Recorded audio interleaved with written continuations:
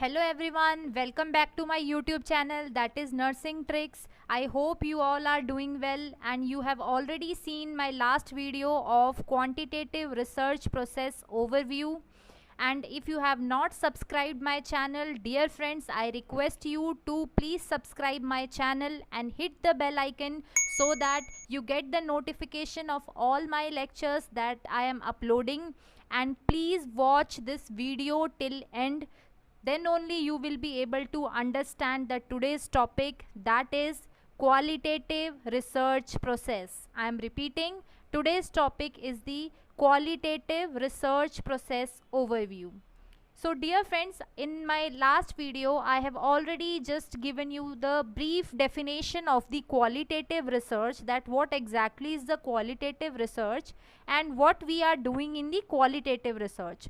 So it is a systematic and a subjective approach. So the word itself is telling you the subjective approach is whenever you are taking the verbatim form, whatever is being said by your client or your sample, when you are writing it down, so that is the verbatim form. So it is a systematic and subjective approach in which you are describing the events and you are just describing the lived in experiences or life experiences, you can say, and you are just giving them the meaning. So when you are just giving them the meaning to the subjective things or the experiences that has been lived by your sample or the individual, this type of research process is known as the qualitative research process. I hope the definition of qualitative research process is clear to you. Now next is what exactly it is. It is an interdisciplinary, transdisciplinary, you can say, or sometimes counter-disciplinary field. So and it is very much committed to the naturalistic perspective in which you are just observing the things, you are not changing the things, you are not manipulating anything, and it not only helps you to unearth the hidden facts but also to explore the attitude and emotions, beliefs, sensitive issues, opinions, concepts, processes and relationships of the various people. So and in this process, in this particular qualitative research, it is relatively very less formally planned. So you are not planning it as you have seen in the quantitative research process, in which your objectives, everything should be, and your variables, they should be pre-planned and they should be defined before starting off with the actual topic.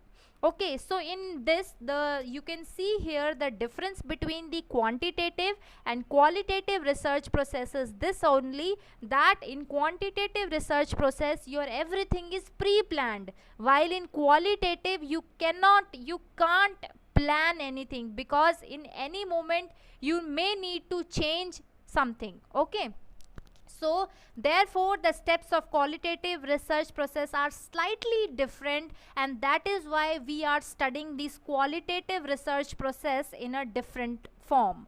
Okay, so I am starting off with the research process overview, and that too which type of approach, dear friends, we are studying here. It is the qualitative research process. I am again telling you, qualitative word itself is telling you the quality. Okay, so basically here we are not at all dealing with the numbers, while you have seen in that quantitative we were dealing with the numbers. I am starting, so I am moving on to my next slide.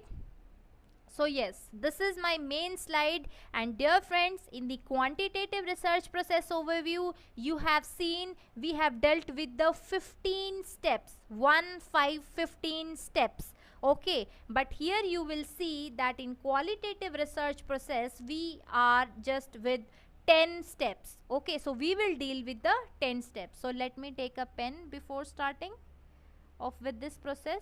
Okay, so I have taken a pen. Now I will start. So here 10 steps are, so we will just move in this direction, and our first step will be identifying the research problem. So here, dear friends, you can correlate with the step of quantitative research process, that first step is same, that first step we have seen is it is same as of the quantitative research process, that is identifying the research problem. And if you will remember that I have said, whenever you are identifying the research problem, you will always go from a broad research area to a narrow research area. Okay, and in this quantitative research process, we have seen that we are defining the research problem, but here we are just identifying, and this qualitative research begins with a very general topic and then you move forward to the specific topic. And also the researcher have the very less understanding about the phenomena and the population under the study. Therefore, it is very difficult to have a formal plan of the research study in advance if you are planning to do a qualitative research study. Okay, so this is the first step. I hope this first step is clear to you. Okay, now let's take an example of this qualitative study. So the initial statement of problem can be a study on experiences of tsunami survivors in a coastal regions of the state of Tamil Nadu, India. Or either you can take it as, if you want, a phenomenological study to assess the lived in experiences of a post heart transplant patients. So this type of the statement you can make in the qualitative research process. Okay, so I am moving forward. So the next topic, the next step is the formulating the broad study objectives. So here you can see one word has been added, which is the broad, So objectives, you know, they serve as a guideline to conduct a research study. We all know this. And however, in this qualitative studies, only the broad objectives you can set, you can plan, which could later be modified based on the need of the research. So later you just modify them according to your research process. So I hope these two steps are clear to you. First one was identifying the research problem, and second one is formulating the broad study objectives. So you are just focusing on the broad objectives. Now next is the review of literature. Now what is this review of literature, dear friends? We have already seen. So there are different schools of thoughts about literature review in the qualitative studies, dear friends. So some eminent researchers believe that literature review in qualitative studies may become a source of bias, since qualitative research is a very subjective approach of studying any phenomena that occurs in this world. So however, others may argue that literature review is a mandatory step. It is a very mandatory. So still we are in a dilemma whether it is a mandatory step or whether it is just a, we can also skip this step. Okay, so where researchers may learn about the work that has been already done on the particular phenomena under the study. Now the bias is because if the researcher will get to know about that what exactly is happening in a particular phenomena, the researcher may get biased whenever he or she is starting off the same or selecting the same topic. So it is very necessary, some things that it is necessary that researchers should not review the literature. Okay, and some things that they should have some basic knowledge about the phenomena they have selected to study. So I hope this review of literature is clear to you. Now I am moving forward in this direction, which is entry in the research setting. So here you can see we have just deviated from the steps that we have seen in the quantitative research process, that there in the very later stage we are entering into the research setting, but here after just review of literature you have entered the research setting. Now in the qualitative study, the researcher is not much aware about the population and the phenomena, as we have already seen in our first step. Okay, and thus it is very important step for further planning and execution. So if the researcher wants to further plan and further execute something, so researcher should first get into the research setting. I hope this step is clear. Why is it important for the researcher to get into the research setting? So that the further planning and execution of the research setting can be done. And yes, you cannot enter anywhere without permission. So it is very necessary that please get the permission wherever you have, or whichever state or whichever community you have selected to study. I hope this is clear. And yes, in ethnographic studies, the people, they are key informants people, to which you are just taking, from which you are taking the permission, and then you are getting into that particular area. So to whom you have to just go and ask, they are the key informants of a particular area. For example, like if you want to study something in a village, then you have to go to the sarpanch of that village. So that sarpanch will be the key informant, because he or she must be knowing everything about that particular village, and that particular village, if you will enter, the population of that village will help you in giving the data if you will ask the key informant to help you in that particular study. I hope this is clear. Now I am moving forward, and my next step is selecting the research approach, or you can say selecting the research design. Now I have already explained you in the types of researches that this qualitative research is divided into your phenomenological design, ethnographical design, grounded theory approach, case study approach, historical and action research design. Now, there are very few common designs that are used in the qualitative studies, and I have already named like phenomenological and ethnographic, etc.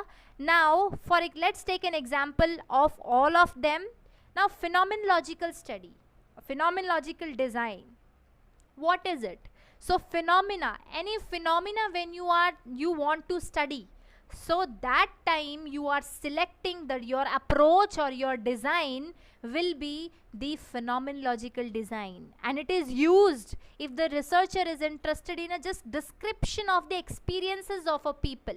So that experiences, for example, I have already given you the example, like a phenomenological study, if you want to see the lived in experiences of the people who have undergone the post or heart transplant. So you just want to see. So now in current situation, you can even conduct a study like a phenomenological study to assess the lived in experiences of the COVID patients, those who have undergone or who have suffered from this corona. Okay, I hope this phenomenological design. So wherever you are finding a word, which type of study helps you in studying the experiences of the people. So I hope, dear friends, you will mark the option phenomenological design. Phenomenological design. Now let's come to second design, which is the ethnographic design. So we are done with the one design here. Now we are on the ethnographic design. So ethnographical design is, it involves the collection and analysis of data about cultural groups. So ethnic, you know, ethnic, that is related to the culture. So whenever you want to study the culture, so you will do the ethnographical study. So in this type of design, researchers actually live and become the part of the culture, so that they can explore the socio-cultural practices and ritual customs of the population to which he or she is interested in. Now let's take an example. If you want to study the features or critical attributes, or you can say the processes and benefits of self-help groups of a woman living with the chronic alcoholic husbands in a selected villages of anywhere you can take.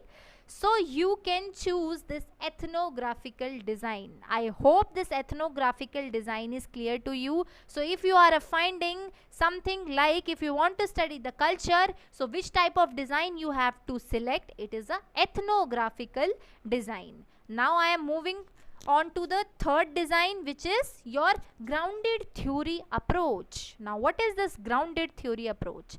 This approach may be used by the researchers to collect data. For example, if they are interested in learning about the experiences that the survivors went through to resolve their crisis during the tsunami disaster. So this is the grounded theory approach. When you want to study something from the ground level, so this is known as the grounded theory approach. I hope this grounded theory approach is clear to you.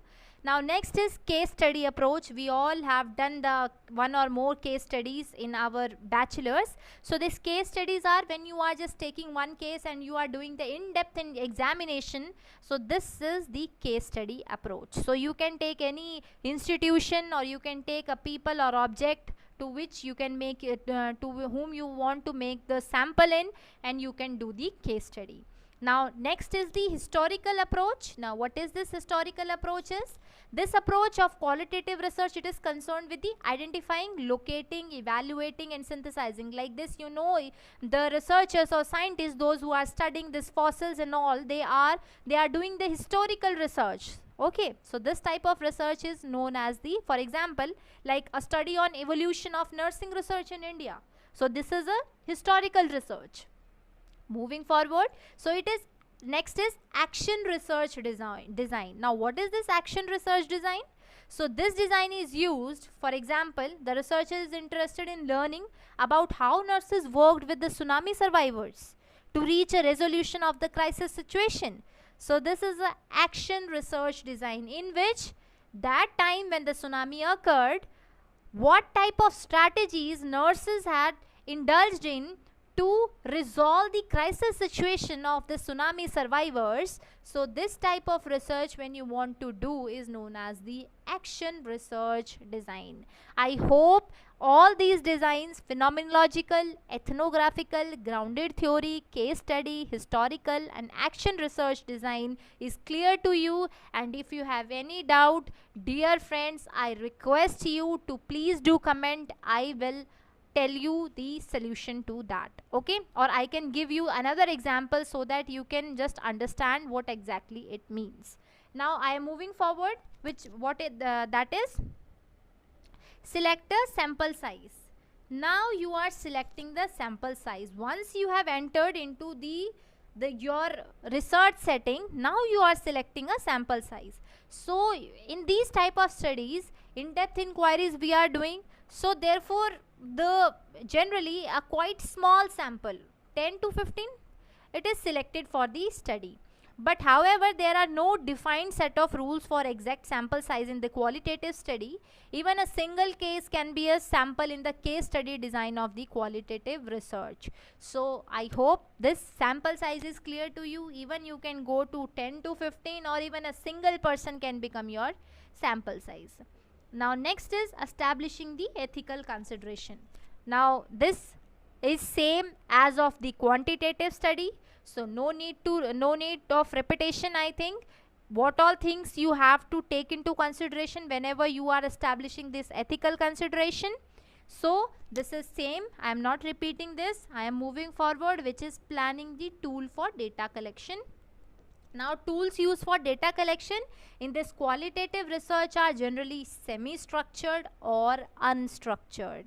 I am repeating, semi-structured or unstructured type of tools are used in this qualitative research design. So most of the items, they are open-ended, and the answers of which should be taken in the form of narrations, that I have already told you. And data may be collected through, even you can collect it with the video taping, tape recorders, focus group interviews, that is also known as FGIs or FGDs, and photographs, reflective journals, etc. I hope the tools for data collection is clear to you, which should be semi-structured or unstructured. Semi-structured or unstructured. Now moving forward, that is collecting data. Now actually you collects the data. So here in this process, data collection is a very crucial and time consuming step, and interview and observation are the two most common methods which are generally used by the researcher to collect data in this qualitative studies. And rapport building and confidence establishment.